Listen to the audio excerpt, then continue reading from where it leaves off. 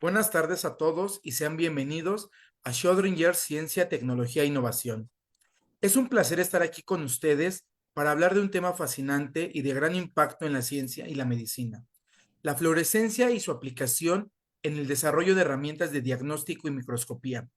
A lo largo de esta charla exploraremos la síntesis de sondas fluorescentes y cómo su diseño ha permitido avances significativos en la visualización y el análisis de procesos biológicos. La fluorescencia ha revolucionado la forma en que observamos y comprendemos los sistemas biológicos a nivel molecular y celular, desde la investigación básica hasta el diagnóstico clínico. Las ondas fluorescentes permiten detectar biomoléculas específicas con alta sensibilidad y especificidad.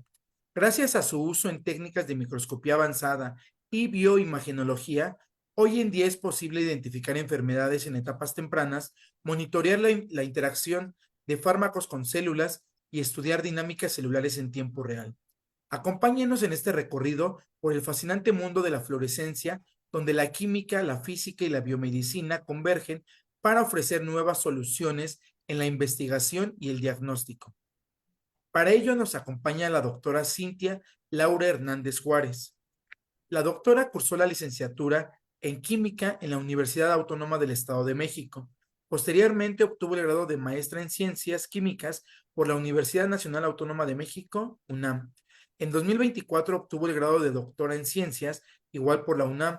Durante su doctorado trabajó en el Departamento de Química Orgánica del Instituto de Química, donde desarrolló sondas fluorescentes para el estudio de dinámica celular mediante microscopía confocal bajo la mentoría del doctor Arturo Jiménez. Además, formó parte de la iniciativa Aztec Floors del mismo instituto. La doctora ha participado en diversos congresos nacionales e internacionales, como la Bioorganic Chemistry Gordon Research Conference en Estados Unidos. Además, en eventos de divulgación, como el Encuentro Nacional de Divulgación Científica, también cuenta con artículos científicos publicados en revistas con reconocimiento internacional. Actualmente se encuentra realizando una estancia postdoctoral en la University of Utah en el grupo de la doctora Mink Hammond, donde trabaja en la síntesis y evaluación de moléculas fluorogénicas, así como en la obtención de aptámeros. Bienvenida, doctora.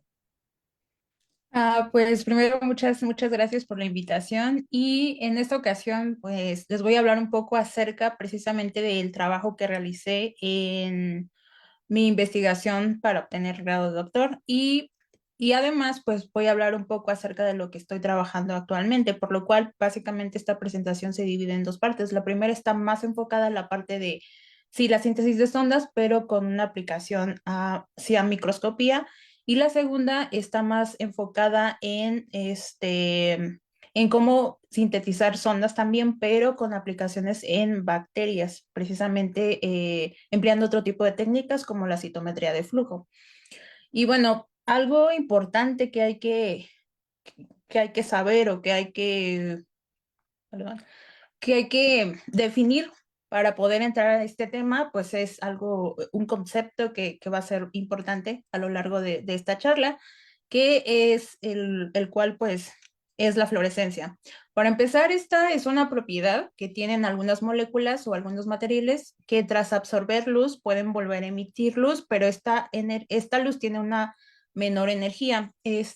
Para esto tengo básicamente este diagrama que es muy ilustrativo, en el cual tenemos una partícula, o en este caso vendría siendo una molécula, que se encuentra en un estado basal llamado S0, que al no tener luz, pues lo tenemos en este estado. Sin embargo, cuando nosotros aplicamos una luz a esta partícula o esta molécula, pues hay un proceso de absorción precisamente de la energía que estamos nosotros incidiendo, llevándolo a un estado de excitación o S1, marcado aquí.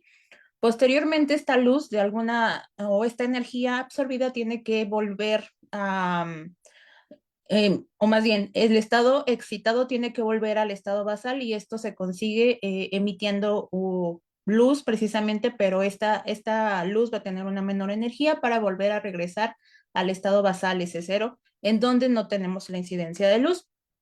Una vez sabiendo esto, pues propiedades muy empleada en diversas metodologías como la microscopía de fluorescencia, que básicamente en esta técnica lo que nosotros buscamos es revelar precisamente los objetos que nosotros queremos ver empleando fluoróforos debido a que para ello pues tenemos un fondo negro como en la imagen que tengo aquí abajo.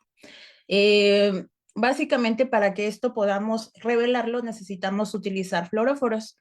Y existe pues una amplia gama de fluoróforos que podemos emplear para este propósito. En esta imagen básicamente lo que les presento son derivados de proteínas que son fluorescentes y podemos ver que tenemos desde el azul hasta el rojo. Y dependiendo precisamente, estos colores pueden ser obtenidos debido a la estructura que tenga pues nuestro fluoróforo. Y también cabe recalcar que para propósitos biológicos se prefiere tener una emisión en el rojo precisamente para evitar como fenómenos de autofluorescencia de tejidos que están más desplazados hacia el azul. Eh, Sin embargo, ya que se sabe que tenemos como proteínas que son fluorescentes, también podemos tener nanopartículas, pero en este caso específico vamos a hablar de sondas fluorescentes que son derivadas de procesos sintéticos, es decir, empleando química para poder obtener estas moléculas. Y bueno, vamos a definir como una sonda fluorescente como aquellas moléculas que pueden modificar la emisión de luz que tienen en respuesta a algún evento que pueda ocurrir cerca de ellas. Este evento puede ser una reacción o también puede ser un cambio en el ambiente o el entorno en el cual se encuentran. La estructura básica de estas sondas fluorescentes constan de un fluoróforo, que vendría siendo como una de estas sustancias que nos va a dar precisamente la señal que nosotros vamos a ver en microscopía, eh, y también un fragmento de anclaje, que pues aquí lo tengo muy ilustrado con un ancla que precisamente se refiere a la estructura que nosotros nos va a dar la propiedad en la cual la molécula se va a dirigir a precisamente el lugar que nosotros queremos que se localice. Y básicamente estas dos partes están pues conectadas, por valga la redundancia, un conector que nos va a ayudar pues precisamente a tener una estructura compleja de este tipo.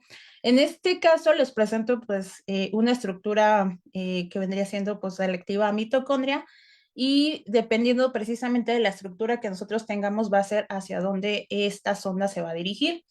Y entonces, empleando este tipo de estructuras, podemos obtener imágenes como esta, en donde si observamos bien, tenemos tres colores. Uno es el azul, el verde y el rojo. Esto básicamente es porque en microscopía podemos ocupar diferentes canales de emisión para poder localizar o más bien detectar esta emisión a un específico, a una específica longitud de onda. Entonces podemos obtener este tipo de imágenes complejas que nos van a lo mejor decir en dónde se encuentra una mitocondria. En este caso, el azul está marcando el núcleo de la célula y diferentes pues, organelos que nosotros queramos observar. Básicamente las ondas aquí, como les mencionaba, están más enfocadas a la selección o la localización de organelos dentro de la célula.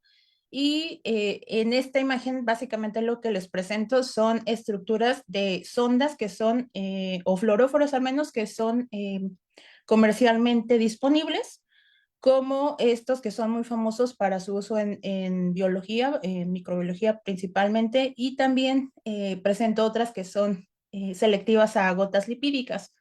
Eh, si yo les pregunto en este momento cómo se imaginan que es una mitocondria, seguramente, o bueno, yo cuando me uní al grupo del doctor Arturo me preguntaba, o yo tenía como en mi mente la imagen de una mitocondria como una partícula similar a esto que observamos aquí, ¿no? En donde vemos bien definido como la forma de a lo mejor un frijol, que lo podemos relacionar como un frijol o a un gajo de mandarina naranja. Eso era lo que yo pensaba, ¿no? Que una mitocondria era así. Sin embargo, es importante mencionar, por ejemplo, que gracias a las técnicas de imagenología se logró saber que la mitocondria realmente no tiene una forma pues definida como la que observamos aquí, sino más bien es una red que está dentro de la célula que está uniéndose y separándose en todo momento. Bueno, este proceso se llama, básicamente tiene que ver con la restauración y también la la cantidad de energía que está produciendo la mitocondria. Entonces son como procesos de reparación, si lo queremos llamar así. En el caso de las gotas lipídicas, pues son estructuras también que hasta hace no mucho se supo que también pues son considerados ahora organelos, precisamente porque son estructuras que nos dan como este reservorio energético en las células para que éstas puedan llevar a cabo pues los procesos celulares que, le, que tienen, ¿no? Entonces, básicamente estoy centrándome en mitocondria y gotas lipídicas porque fueron los dos organelos en los cuales nosotros estuvimos como indagando más acerca del desarrollo o poder tener sondas que fueran selectivas a estos organelos.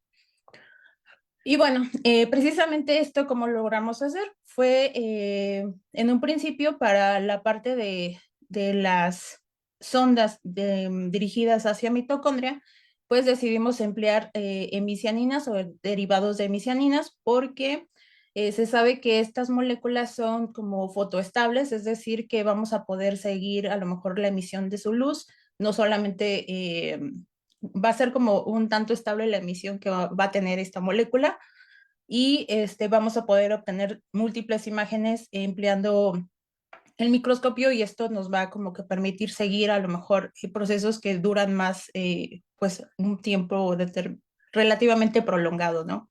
Dentro de la célula.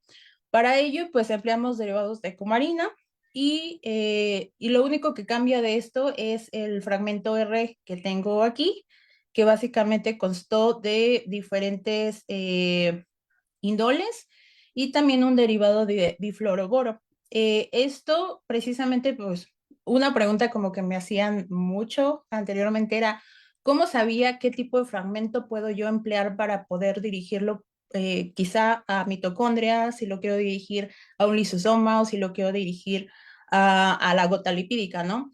Básicamente, algo que podemos decir de las ondas que se dirigen a mitocondrias es que la mayoría de ellas tienen una carga positiva. Esto deriva a que, bueno, son sondas catiónicas precisamente porque el potencial de membrana de una mitocondria es negativo. Entonces, se lleva a cabo, aprovechando como este potencial, pues la introducción de estas cargas positivas nos va a dar como en primera instancia, una posible selección de esta sonda hacia este organelo.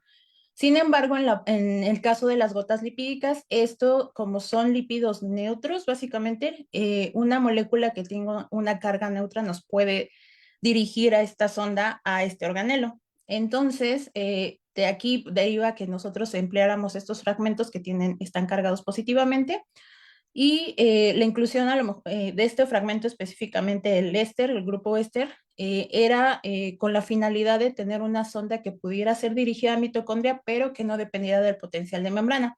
Esto significa que cuando nosotros despolarizamos la mitocondria, regularmente lo que sucede es que si estamos empleando una sonda catiónica, lo que va a suceder es que esta sonda va a salir de la mitocondria porque ya no está el potencial de membrana negativo que nos estaba llevando o dirigiendo la sonda precisamente a este organelo.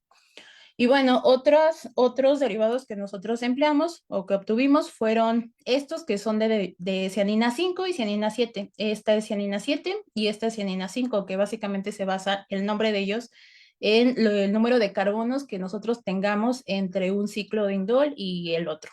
Entonces aquí tenemos 7 carbonos y en el caso de abajo tenemos 5. En el primero, bueno, en los primeros dos casos que tenemos de derivados de cianina 7, es que empleamos fragmentos sí, de morfolíneo para poder, porque estos son demasiado empleados para dirigir las ondas a lisosomas. Esto pues obviamente se sabe a través de la revisión bibliográfica que hicimos.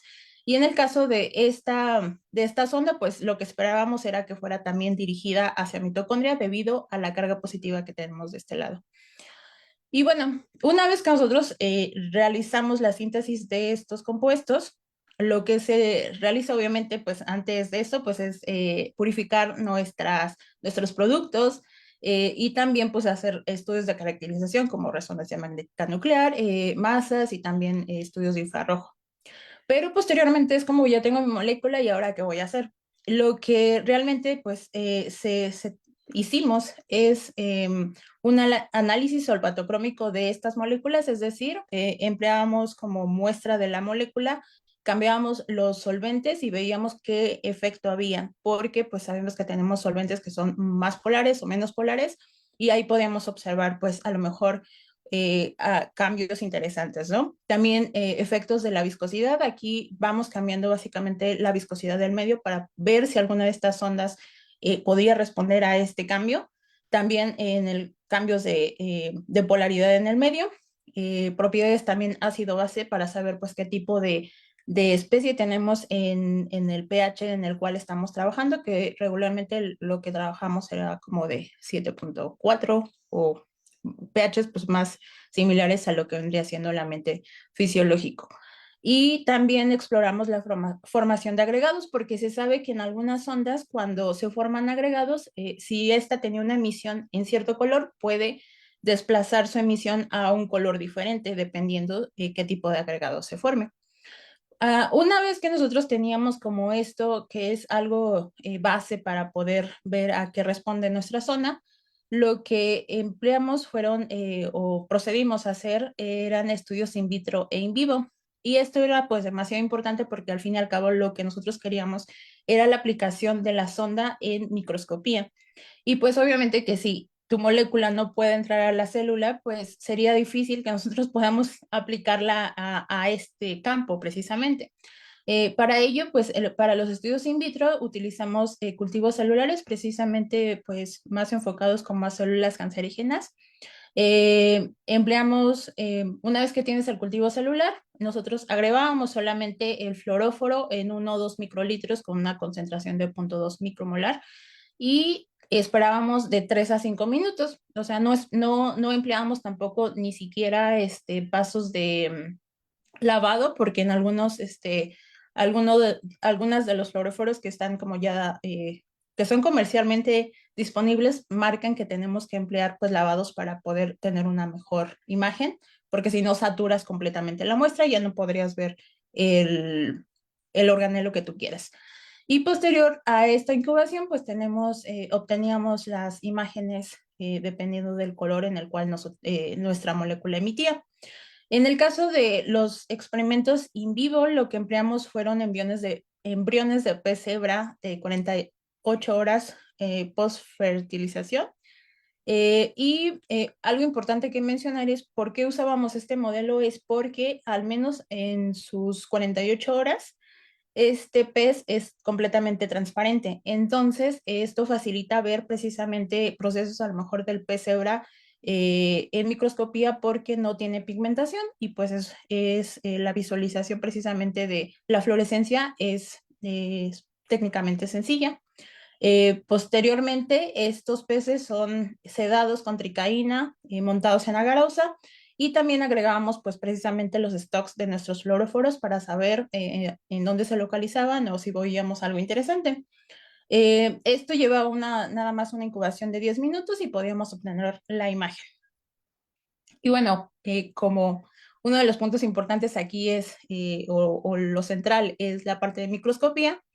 Una vez que nosotros obteníamos estas imágenes, pues es importante saber hacia dónde se están dirigiendo. En el caso de esta molécula AZF1, que básicamente lo que es un acrónimo de Aztec Fluor, esta molécula, pues lo que observamos es que tiene una emisión en el canal rojo y se localiza precisamente en estructuras filamentosas que tras hacer estudios de colocalización, pues supimos que se trataban de mitocondrias y tiene una muy baja emisión en el canal verde.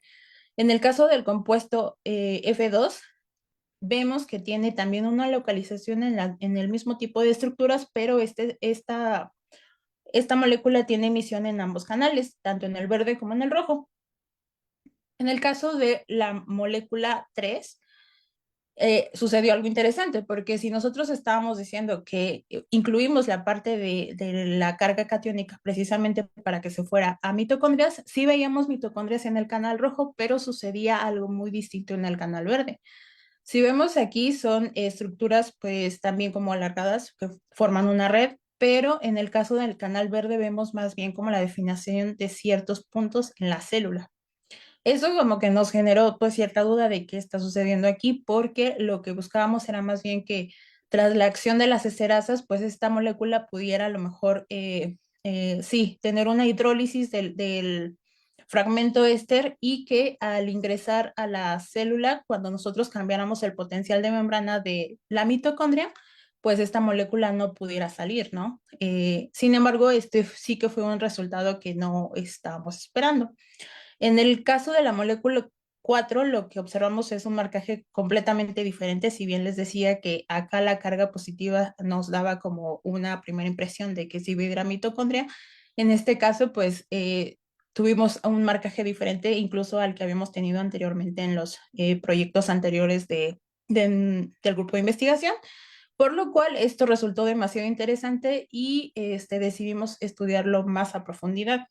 Y pues también observamos emisión en ambos canales.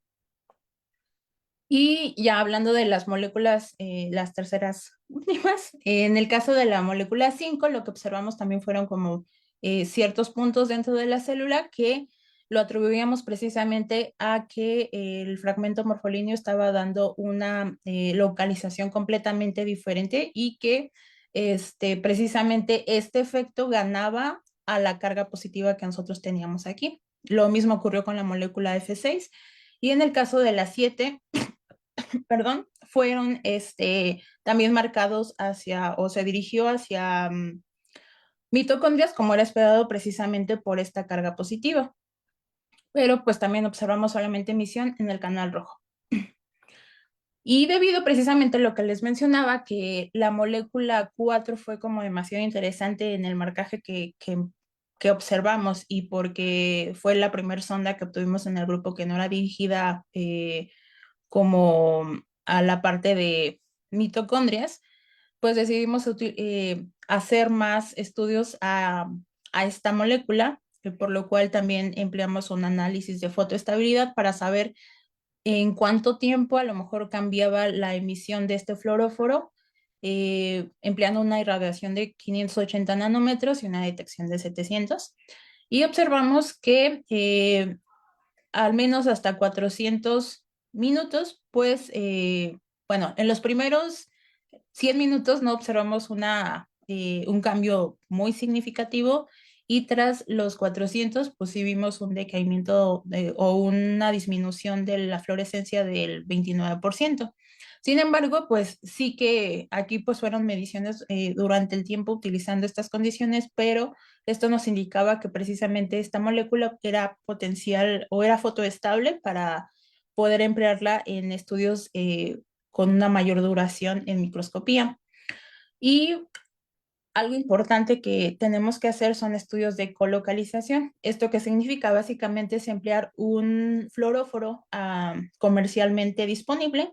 En este caso empleamos el Body P 493-503 y el rojo de Nilo.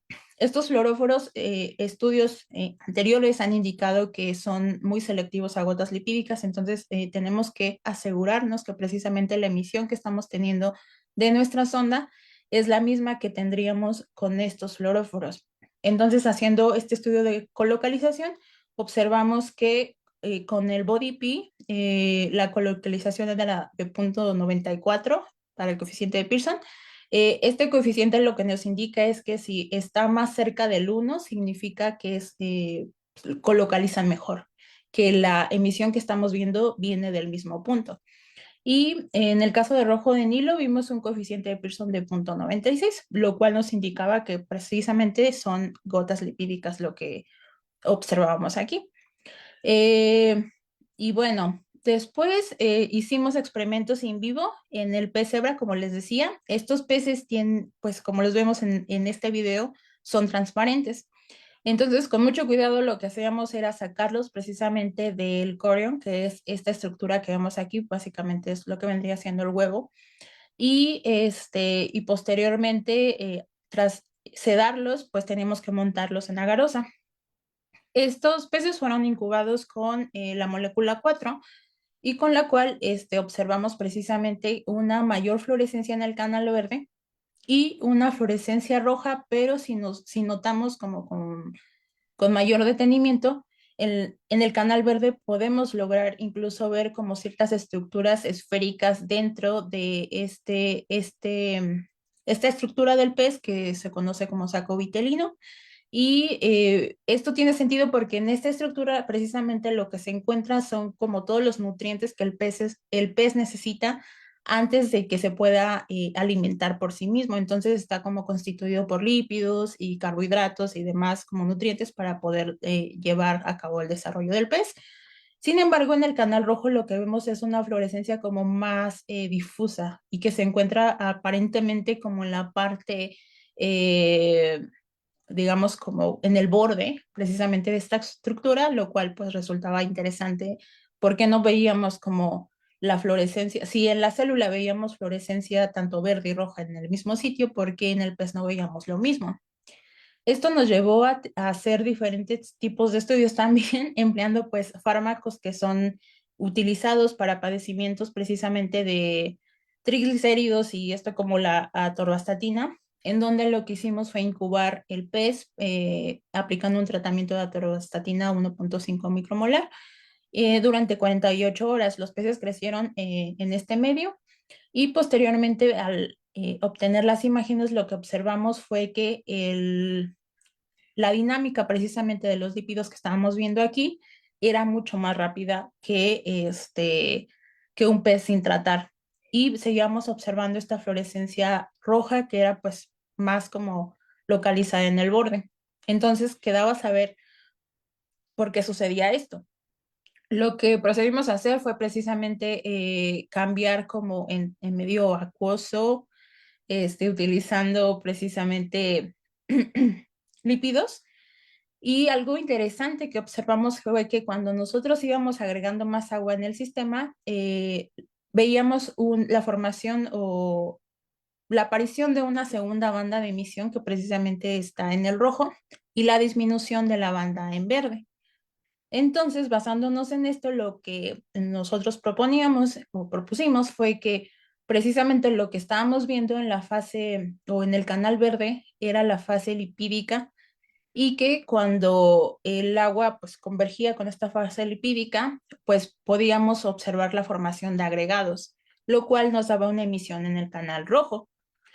Empleando este principio, lo que hicimos fue hacer un monitoreo de la osmorregulación del pez cebra, debido a que cuando este pez está como sometido a procesos en los cuales esta osmorregulación se ve afectada, desarrollan una enfermedad conocida como del saco azul, en el cual se afecta la barrera precisamente del pez y lo que sucede es que el agua entra muchísimo más al pez y entonces este pez al final lo que sucede es que pues no puede seguir desarrollándose, entonces muere porque no puede alimentarse por sí solo. Entonces lo que hicimos fueron tratamientos con sal para modificar precisamente las condiciones en las cuales se desarrollaba el pez y observamos que precisamente a diferentes tiempos lo que sucedía es que veíamos la fluorescencia, bueno, utilizamos diferentes tiempos y diferentes concentraciones de sal. La fluorescencia en verde iba disminuyendo y la fluorescencia en rojo iba aumentando. Con esto, pues podríamos decir que nuestra sonda lo que nos daba era precisamente, podían darnos respuesta precisamente a este tipo de cambios que podían ocurrir en sistemas vivos, como por ejemplo el pecebro.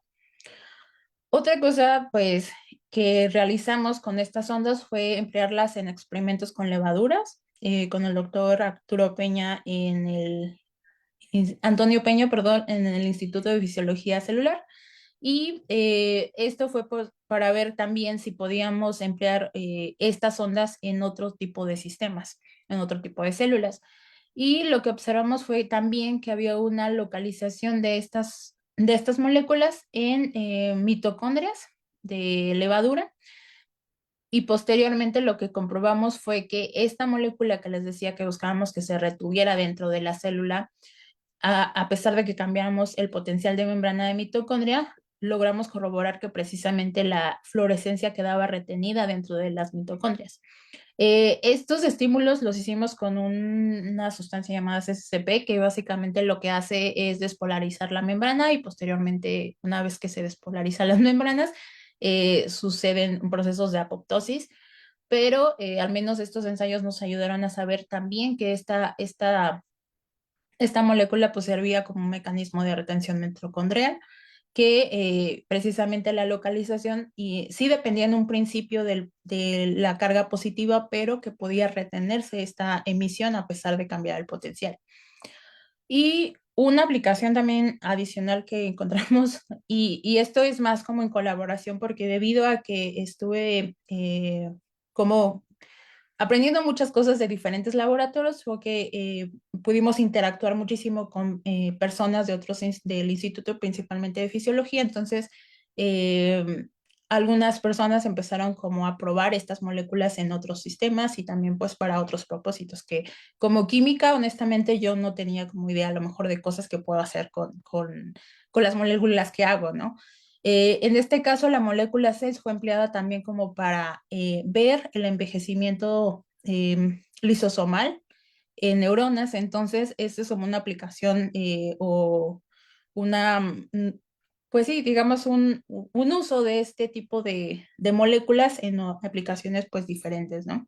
En este precisamente lo que sucede es que en un inicio lo que observaban era que los lisosomas estaban marcados con una fluorescencia roja, pero posteriormente, tras el envejecimiento, esta fluorescencia se tornaba pues más localizada en el canal verde. Entonces esto fue como algo muy interesante.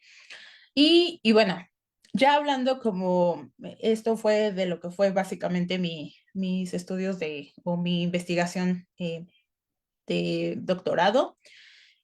Y bueno, ahora voy a pasar a lo que actualmente estoy haciendo. Básicamente sigo trabajando con fluorescencia, pero ya no está como enfocada precisamente a la aplicación en organelos y en células de mamífero, sino más bien actualmente estoy trabajando con bacterias. Y en este caso estoy utilizando moléculas fluorogénicas. Para empezar, pues una molécula fluorogénica se diferencia de una molécula fluorescente en que esta molécula no presenta fluorescencia inicial, pero tras una interacción o reacción con otra estructura, se va a activar la emisión de luz de esta molécula. Entonces, estas son demasiado útiles para conocer actividades enzimáticas, bioensayos y también aplicaciones en microscopía. Y de esto se derivan algunos sistemas que son conocidos como fluorógeno aptámero o fluorofluoroaptámero, en el cual, para pues algo importante que mencionar aquí es que un aptámero básicamente es una estructura de ADN o RNA, que se pliegan a una estructura terciaria y que pueden interactuar básicamente con objetivos específicos. Entonces, este tipo de estructuras, para aquí representamos un aptámero que no es fluorescente, que tras la interacción con pues sí, una molécula fluorogénica, pues nos va a dar una emisión de luz entre la formación del complejo que estamos teniendo aquí. Este, y esto solamente, bueno, digamos que estos sistemas fluorógeno aptámero, eh, nos centramos en el grupo principalmente a los derivados o los fluoróforos derivados de la proteína verde fluorescente, que básicamente es una proteína que es producida por una medusa y emite fluorescencia pues en el canal verde. El fragmento básicamente que origina la emisión de esta proteína es base como o ha sido inspiración precisamente para tener derivados de esta estructura que básicamente es esta.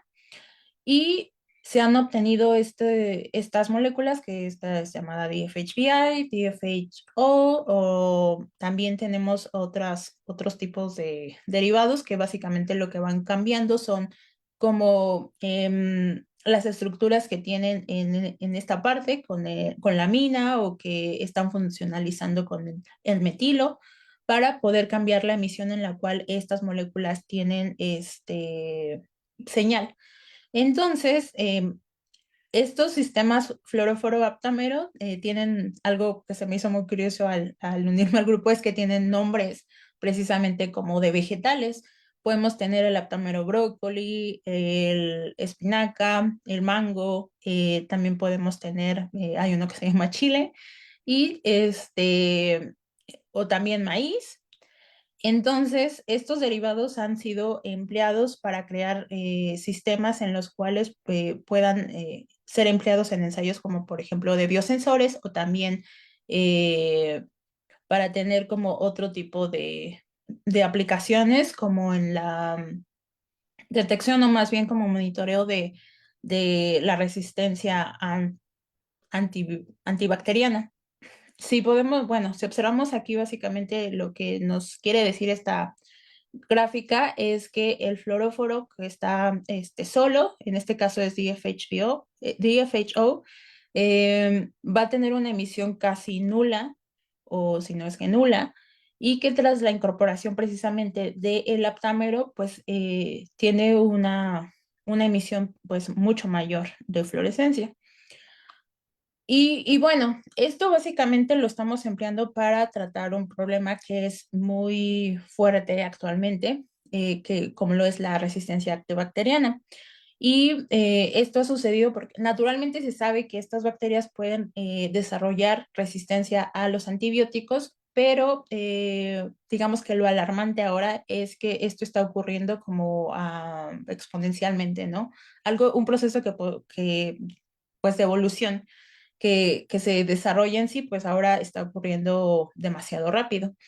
Y esto se ha debido principalmente como al uso desmedido de antibióticos y actualmente pues es un problema que se ha declarado como de salud pública mundial. Entonces hay estimaciones que para el 2050 este tipo de infecciones resistentes va a ser la principal causa de muerte a nivel mundial. Y entonces comprender los mecanismos moleculares que utilizan estas bacterias para generar estos mecanismos de resistencia es fundamental precisamente para generar métodos de diagnóstico y también tener como mejores tratamientos, como en el desarrollo de antibióticos. Algo importante que mencionar en la parte de resistencia eh, es que estos fenómenos o los mecanismos que tiene la bacteria para hacer esto se pueden dividir en intrínsecos, que son básicamente derivados de las propiedades que tienen las bacterias, de acuerdo a su estructura o las funciones que llevan, y también adquiridos, que precisamente es como se refiere como a mutaciones que puedan generarse en las bacterias precisamente por el uso desmedido de antibióticos. Entonces, se sabe que muchos antibióticos tienen que atravesar precisamente la membrana de la bacteria para poder llegar al objetivo en el cual el antibiótico ejerce el mecanismo de acción. Y un problema que hay como muy, muy grande es que en las bacterias gram negativas lo que sucede es que debido a su estructura, pues es más difícil que estos antibióticos puedan entrar a ella. Y ha sido pues algo complicado. Entonces, como algo que, algo que ha, digamos, generado pues cierta preocupación es que, no sé, debido a estas características que les mencionaba de las bacterias gram negativas, es que de pronto no pueden saber cuál es la cantidad de antibióticos que entra en ellas. Y entonces se emplean precisamente mecanismos o más bien técnicas para poder saber cuál es la cantidad de acumulación de los antibióticos dentro de la bacteria. En el caso de antecedentes que hay en el grupo es que se ha empleado precisamente antibióticos fluorogénicos como métodos de ensayo de acumulación. Esto permite saber principalmente si la bacteria va, más bien, si el antibiótico va a entrar a la bacteria o o si no. Entonces, típicamente eso se lleva a cabo precisamente con estudios de espectrometría de masas y también como cosas, técnicas como más sofisticadas y que también son caras. Entonces, una alternativa que se encontró en el grupo fue desarrollar antibióticos fluorogénicos, que precisamente son antibióticos modificados para poder, pues, digamos que tener estructuras en las cuales podamos incorporar sí, un compuesto fluorogénico, como los que les mencionaba anteriormente, o las estructuras que les mostré anteriormente, para poder tener señal dentro de la célula. Esto básicamente se hace expresando el aptámero dentro de la bacteria para posteriormente llevar a cabo la medición a través de citometría de flujo.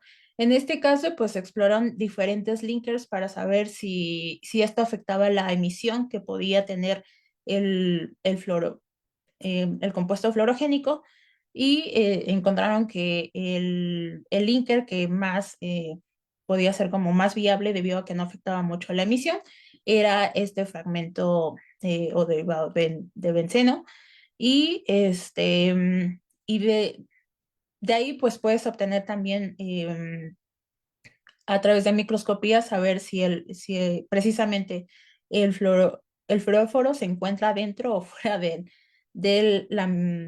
la bacteria. Entonces, en este caso, se emplean básicamente en el grupo dos tipos de bacterias, las gram positivas y gram negativas, que trabajamos principalmente E. coli y B. subtilis.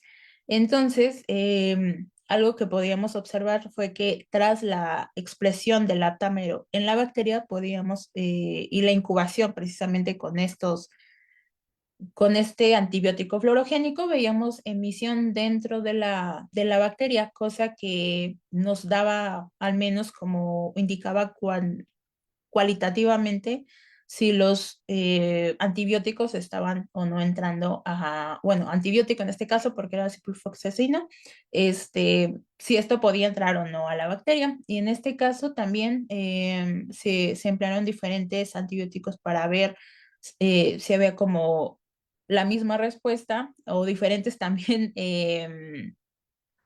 derivados de amina más bien, porque no todos eran antibióticos, y se observó que solamente se veía esto con el derivado de ciprofloxacino. Entonces, esto dio como una alternativa de cómo se puede llevar a cabo un ensayo de acumulación empleando este tipo de estructuras. Entonces, esto ha permitido como el análisis en tiempo real de la permeabilidad del fármaco, si un lavado y si también un proceso de fijación celular. Y permite la cuantificación de células individuales con solo unos pocos pasos de protocolo. Y esto de células individuales es porque la principal técnica por la cual se lleva a cabo esta detección de fluorescencia es citometría de flujo. Entonces, básicamente mi proyecto se ha centrado en el desarrollo de antibióticos fluorogénicos. Esto es empleando diferentes moléculas fluorogénicas, como por ejemplo este llamado DFHO o este llamado ACE. También empleamos diferentes conectores que podemos cambiar de acuerdo a lo que nosotros queramos explorar. Por ejemplo, cómo influye esto en la unión a la proteína o la estructura objetivo del antibiótico, o también empleando diferentes antibióticos. Básicamente es emplear, el objetivo que tiene este trabajo es emplear antibióticos fluorogénicos para el seguimiento de la acumulación de antibióticos y como sondas basadas en la actividad. Esto significa que la emisión solo se activa o se pretende activar cuando el antibiótico se une a su objetivo dentro de la bacteria. Para ello también, pues obviamente nos centramos en la obtención del aptámero. En este caso hemos estado trabajando mucho con un aptámero llamado UCRA, para lo cual empleamos procesos pues genotípicos para obtener estas estructuras. En este caso realizamos primero PCRs, hacemos como la identificación del fragmento que nosotros queremos o en el cual nosotros estamos interesados. Posteriormente, hacemos procesos de purificación y hacemos IPTs, que son procesos yeah, procesos in vitro para la transcripción. Entonces, una vez que nosotros tenemos estos, podemos tener los aptámeros y podemos ver si precisamente las estructuras que estamos modificando entre compuesto fluorogénico y el linker siguen teniendo como la misma asociación con el aptámero. Y una segunda parte precisamente son los estudios en bacterias de estos antibióticos fluorogénicos en los cuales nosotros creamos un cultivo bacteriano, primero en agar, posteriormente un cultivo líquido, y esto lo llevamos como a poder hacer una detección precisamente empleando citometría de flujo, en donde incluimos el medio, el antibiótico fluorogénico y también el cultivo bacteriano líquido. Tras sí, tras obtener o procesar las muestras en citometría de flujo, podemos obtener este tipo de gráficas, en donde aquí lo que muestro precisamente son los resultados que obtuvimos con la bacteria gram positiva, en la cual íbamos cambiando la concentración del antibiótico fluorogénico, que básicamente es ciprofloxacino con el fluorógeno ACE, y ver como cuál es la respuesta. Aquí lo que tenemos es el derivado que no tiene el antibiótico y el derivado que tiene el antibiótico. Como vemos, precisamente no hay un cambio significativo de la emisión del dye en sí, pero sí que hay un aumento de la emisión de nuestro sistema cuando este tiene el fragmento precisamente del antibiótico. Esto lo que nos indica principalmente es que este antibiótico está teniendo interacción con las células. Sin embargo, lo que no sabíamos era si precisamente esta estructura era capaz de entrar a la célula. Para ello, pues emplean estudios de microscopía para pues ver en sí, en tiempo real, qué está sucediendo en la célula. Y lo que observamos fue que precisamente tenemos una emisión en el canal verde de este fluoróforo dentro de la célula, que en este caso era B. subtilis, y que también esta emisión no la podemos ver cuando empleamos solamente el fragmento fluorogénico. Entonces sí que el antibiótico nos está dando una selección o más bien una localización del fragmento fluorescente en la bacteria.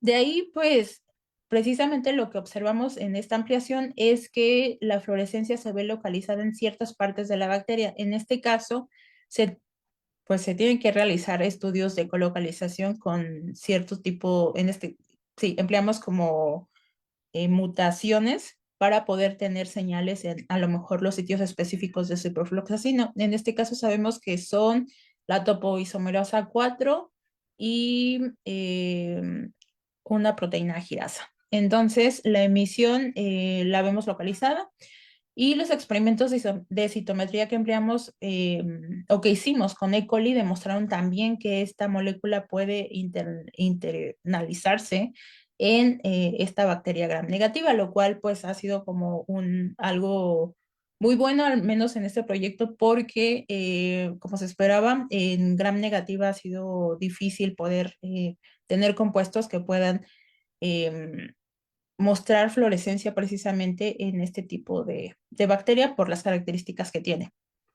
Y pues como resultados preliminares, lo que nosotros buscamos es que podamos detectar una diferencia entre la E. coli o la bacteria en sí en su estado nativo, por así decirlo, que no presenta resistencia a los antibióticos, y también probar esto en bacterias que ya se sabe que son resistentes a antibióticos. En este caso hemos empleado una bacteria E. coli que es la normal, que no debería presentar resistencia, y una mutante que tiene como ciertos cambios en la estructura precisamente en las cuales se une el ciprofloxacino, y hemos observado que a una concentración de 2 micromolar, aquí no puse, podemos observar una diferencia de emisión en donde la emisión de la bacteria que no es resistente es mayor que la emisión de la bacteria resistente.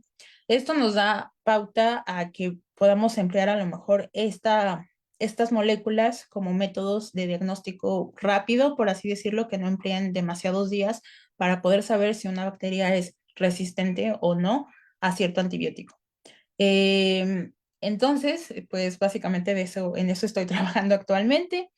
Y como puntos para finalizar, solamente pues no quiero como manejarlo como conclusiones porque siento que no estoy exponiéndoles tampoco estoy tratando de defender a lo mejor eh, mi tesis, ¿no? Pero puntos que para mí son importantes a través de esto que les he platicado es que las ondas fluorescentes y fluorogénicas son herramientas que pueden ser demasiado poderosas para seguir explorando precisamente lo que sucede dentro de una célula en sí, pues sistemas microscópicos y también para el entendimiento de problemas actuales como lo es la resistencia antibacteriana. Y algo que ha sido como demasiado importante, al menos en la formación que tuve, tanto en mi trabajo de doctorado y que ahora sigo como teniendo, es que la creación precisamente de canales de comunicación interdisciplinarios son algo que he considerado demasiado bueno como para poder seguir creando moléculas que sean útiles a otro tipo de áreas, como por ejemplo la biología, que estuve trabajando mucho con la parte también del Instituto de Fisiología y que al poder pues interactuar y intercambiar ideas, pues podemos saber cómo cuáles son las necesidades que el otro campo de estudio necesita y nosotros como químicos, cómo podríamos ayudar a que esto pueda llevarse a cabo, ¿no? Y siento que esto es algo demasiado importante. Finalmente, pues mis agradecimientos son principalmente al laboratorio Biochela, principalmente a mi asesor de doctorado, el doctor Arturo Jiménez, y también a mis compañeros que estuvieron pues acompañándome mucho durante ese tiempo, al Instituto de Fisiología, que pues también estuvimos colaborando mucho con todos ellos, a la doctora Ruth, al doctor Antonio Peña y al doctor Fernando Casillas, y finalmente al Hammond Lab, que básicamente pues ahora es mi actual grupo y a la doctora Ming Hammond. Entonces, pues muchas gracias por atender esta plática. Espero que haya sido como pues de interés y cualquier duda, comentario, pregunta, sugerencia también, pues es muy bien recibido. Gracias. Muchas gracias, doctora. Muy interesante tu charla. Pues muchas felicidades por el trabajo y como lo mencionabas, por la multidisciplinaridad que se ha llevado a cabo. Entonces ahora vamos a abrir un espacio para preguntas, dudas, comentarios. A las personas que nos acompañan en Zoom, pueden abrir su micrófono y si tienen alguna pregunta, hacérsela a la doctora Cintia, por favor. Mientras voy viendo en el en vivo si tenemos alguna pregunta. Gracias.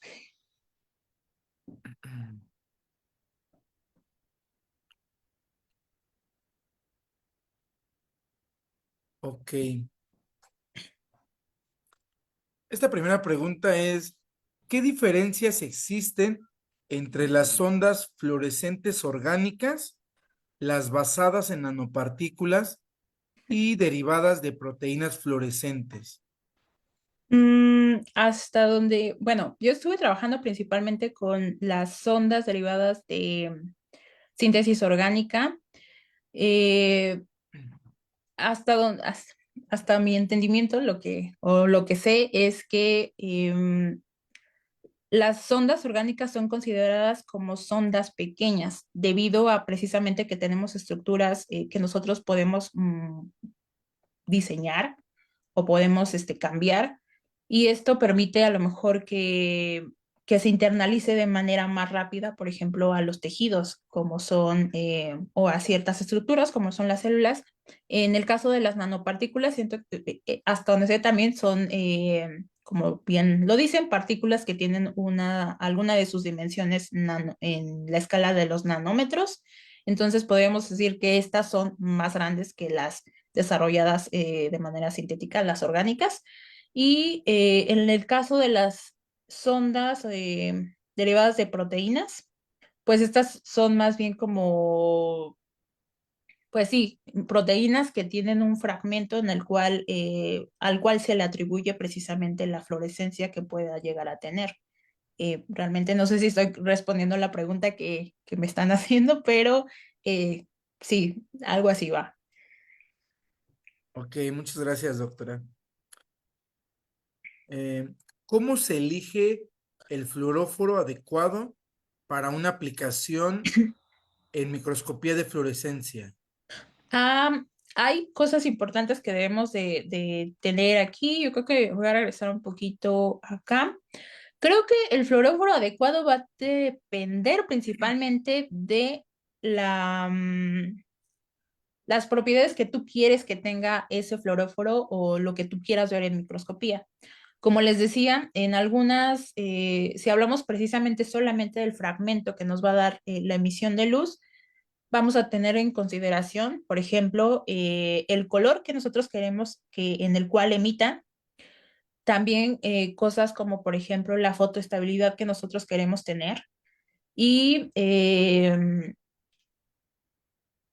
y si hablamos en sí ya de la sonda, pues el fragmento que nos va a dirigir esta sonda al lugar al que nosotros vamos deseamos, ¿no? Entonces, pero si personalmente me dicen qué características yo buscaría en mi fluoróforo, uno sería eh, como que estoy más inclinada hacia los fluoróforos que emiten en el rojo, pero simplemente porque cuando nosotros empleamos un láser de menor longitud de onda, hacemos más susceptible a la célula de dañarla.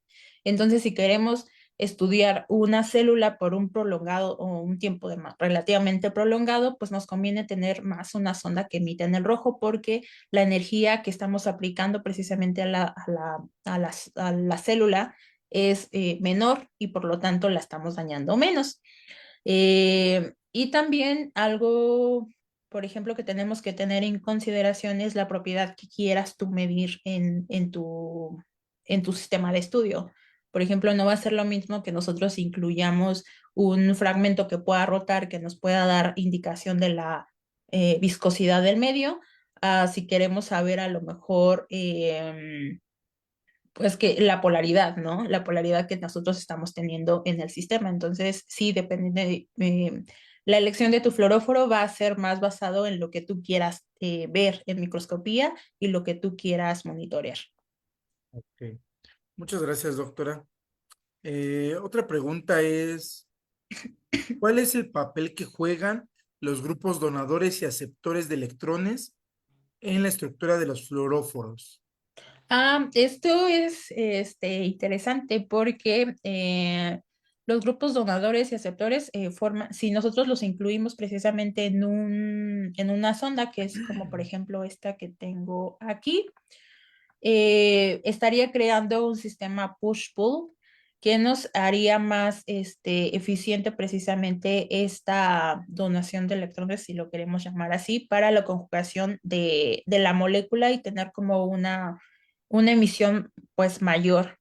Entonces, sí es algo importante a considerar si nosotros queremos tener también este tipo de sistemas o también sondas que sean como sensibles a la polaridad porque estaríamos creando un sistema con una polar, pues sí, bipolar, pues alto, ¿no? Ok, doctora, muchas gracias. Tenemos a una última pregunta. Eh, ¿Cómo se diseñan las ondas fluorescentes activadas por enzimas para detectar biomarcadores en fluidos biológicos? Hmm. Yo no he trabajado con precisamente ese tipo de sistemas, pero si estamos hablando de fluidos, creo que es algo que yo no he trabajado con fluidos, pero mi intuición como en la parte, al menos que he estado viendo, es que va a depender también de lo que tú quieras, a lo mejor censar, por así decirlo, incluir a lo mejor los fragmentos que puedan darte un cambio para poder verlo precisamente en la emisión de la sonda que tú tengas. Ok, doctora. Pues son todas las preguntas que tenemos. No sé si todavía alguien más aquí por Zoom se quiere animar a hacer alguna pregunta. Si no fuera el caso, ¿nos puedes compartir tus medios de contacto, doctora, por favor? por si alguien más está Ah, interesado en... cierto, no les puse como la. Pues me pueden encontrar en X, si tengo cuenta en X, en LinkedIn, y también pues por mi correo, no sé, creo que podría pasárselo después o ponerlo ahí en el link de precisamente de Facebook. Ok, igual, bueno, si me lo permites, tengo tu correo, lo pongo, en los links de que se compartieron, está compartiendo el en vivo y en el video que quede grabado. Ah, sí, sí, cualquier cosa que puedan, que quieran, en las cuales yo pueda hacerles como de ayuda, pues estoy abierta a cualquier tipo de correo, de contacto y también pues para compartir ideas si tienen algún tipo de inquietud respecto a algún tipo de sonda que les pueda interesar. Ok, muchas gracias, doctora. Bueno, voy a compartir pantalla. Ah, sí.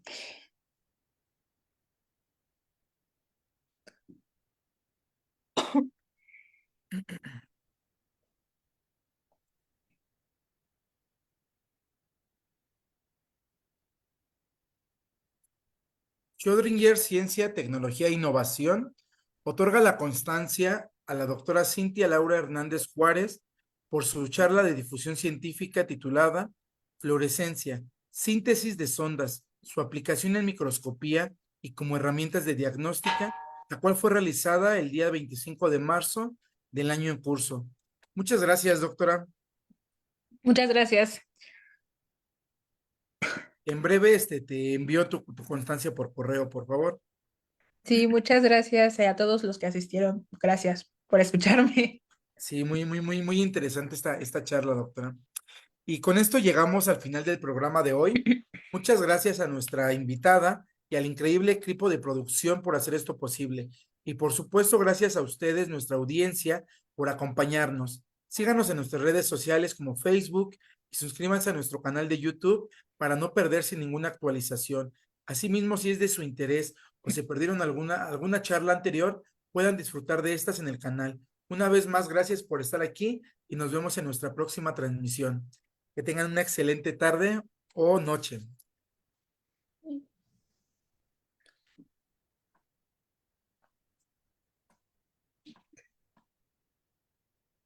Muchas gracias, doctora. Ay, gracias.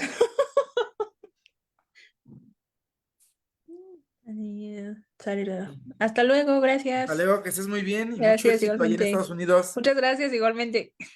Hasta luego.